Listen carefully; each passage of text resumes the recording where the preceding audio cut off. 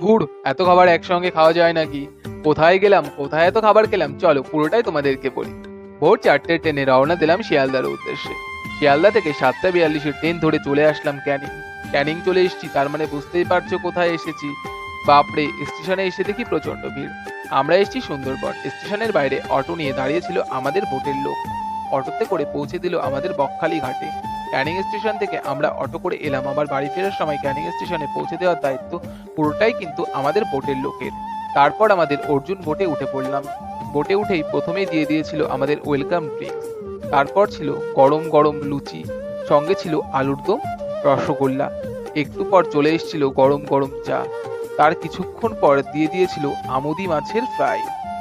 নদীর মধ্যে বসে এরকম খাবার খেতে বেশ ভালোই লাগছিল। বোটে বসে বাইরের দৃশ্য উপভোগ করতে করতে চলে এসলাম গোসাবা ফেরিঘাটে।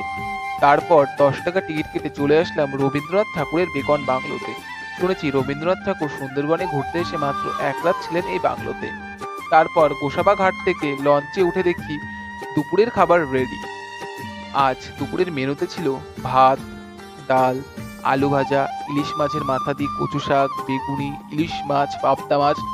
আমরা যেহেতু ইলিশ উৎসবে এসেছি, তাই রোজ ইলিশ মাছ আছে। আর শেষ পাতে ছিল চাটনি পাঁপড়। তারপর চলে এসেছিলাম আমাদের হোটেলে। ওখানেই আমরা দুদিন থাকবো। তারপর সন্ধ্যাবেলা দিয়েছিল গরম গরম কফি, তার সঙ্গে পকোড়া। তারপর হয়েছিল সুন্দরবনের আদিবাসী নাচ। তো ভিডিওটা এই পর্যন্ত। যদি ভালো লেগে থাকে অবশ্যই লাইক, কমেন্ট, শেয়ার করে দেবে।